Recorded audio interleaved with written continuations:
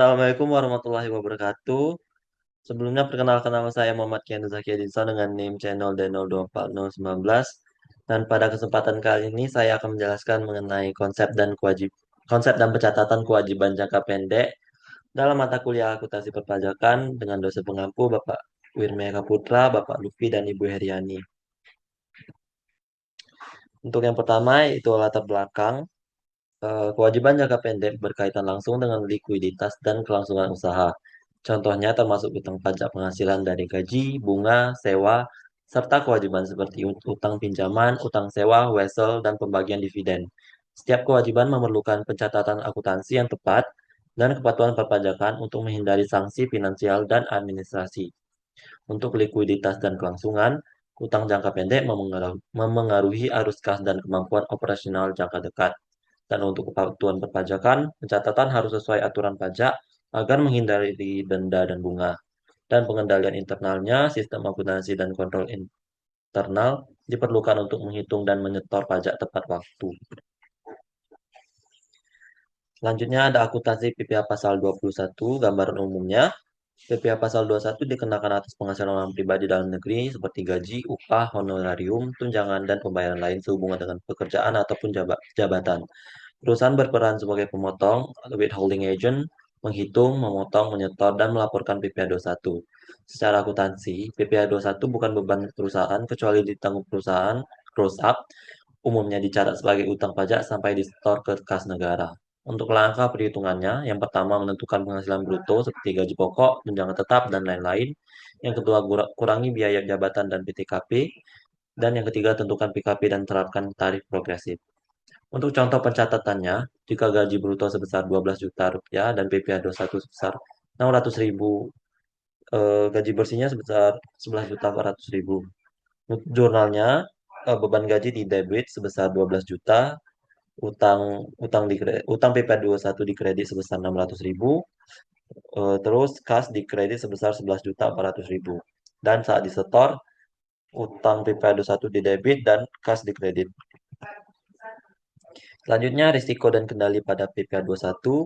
Risiko utamanya kesalahan tarif, salah penentuan PTKP, keterlambatan penyetoran. Konsekuensinya bunga, denda administrasi, dan potensi pemeriksaan pajak. Oleh karena itu, perusahaan wajib memiliki kebijakan penggajian yang terdokumentasi, sistem perhitungan elektronik yang teruji, dan proses rekonsiliasi berkala antara payroll, buku besar, dan bukti setoran pajak. Untuk kontrol preventif, panduan internal pelatihan staf payroll dan validasi PTKP karyawan. Untuk kontrol detektif, rekonsiliasi bulanan, audit internal, dan review bukti setoran. Dan untuk mitigasi, menerapkan gross up bila perusahaan menanggung pajak, dokumentasi P3B untuk kasus lintas negara. Selanjutnya, PPh pasal 23 atas bunga pinjaman, prinsip dan contohnya. PPh pasal 23 dikenakan pada penghasilan tertentu pada penerima dalam negeri, termasuk bunga. Pembayar perusahaan wajib memotong pajak sebelum membayar bunga kepada kreditur. Secara ekonomi, bunga adalah biaya akuntansi mengakui beban bunga bruto, mencatat utang PPh 23, lalu mencatat bekas bersih yang dibayarkan.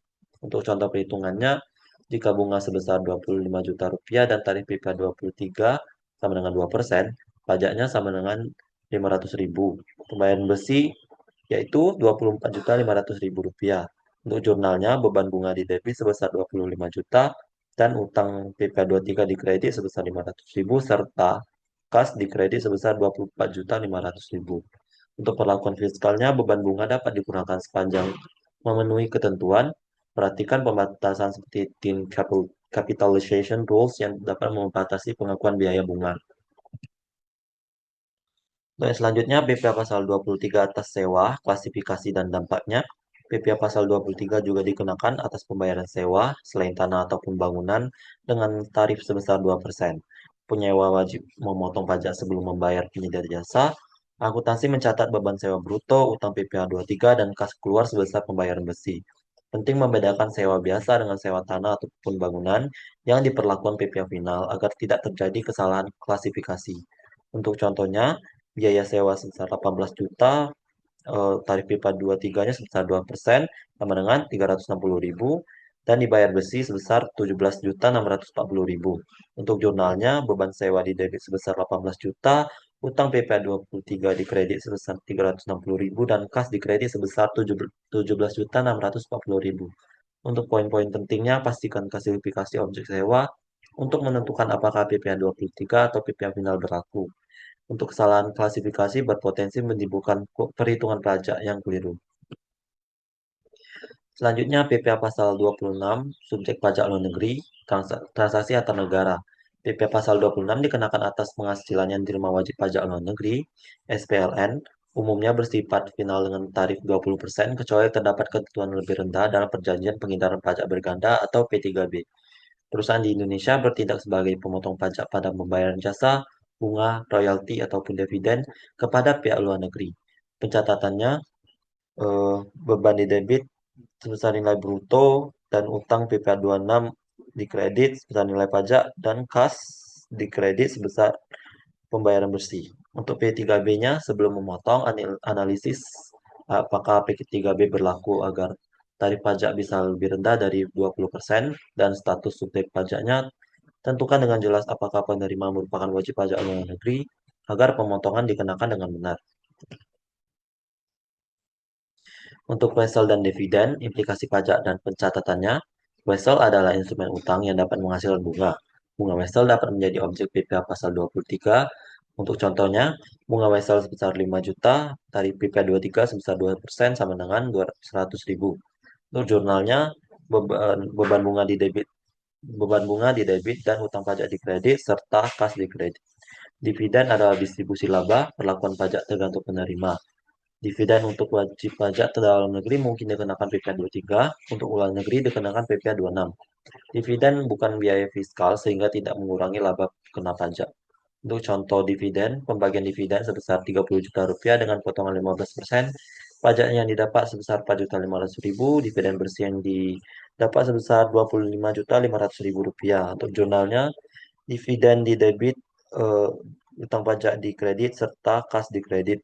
Perbedaan akuntansi dengan fiskal, dividen sebagai distribusi laba tidak dapat dikurangkan sebagai biaya fiskal, sedangkan bunga dan sewa biasanya dapat dikurangkan jika memenuhi persyaratan.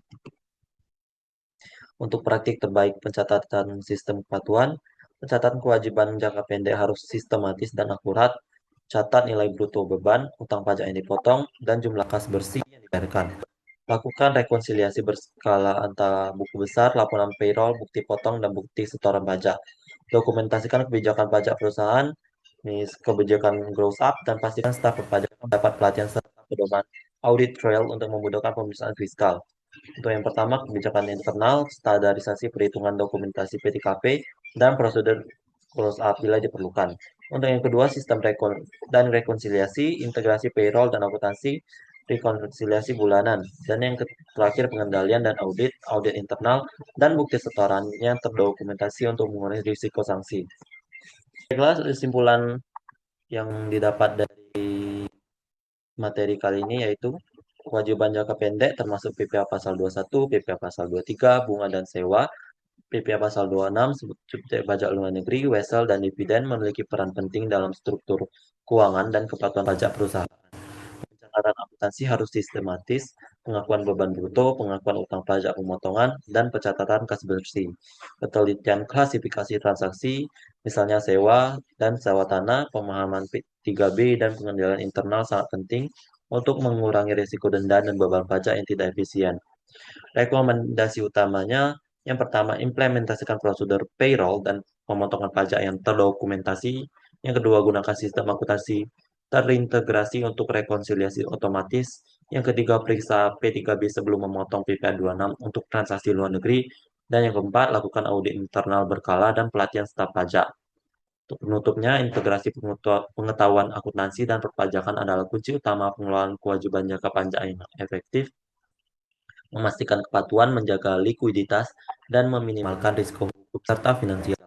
Dokumen ini dapat digunakan sebagai panduan ringkas operasional untuk bagian keuangan dan pajak perusahaan. Baiklah, sekian penjelasan saya mengenai materi konsep dan pencatatan kewajiban jangka pendek ini. Semoga materi yang saya sampaikan dapat bermanfaat. Terima kasih. Wassalamualaikum warahmatullahi wabarakatuh.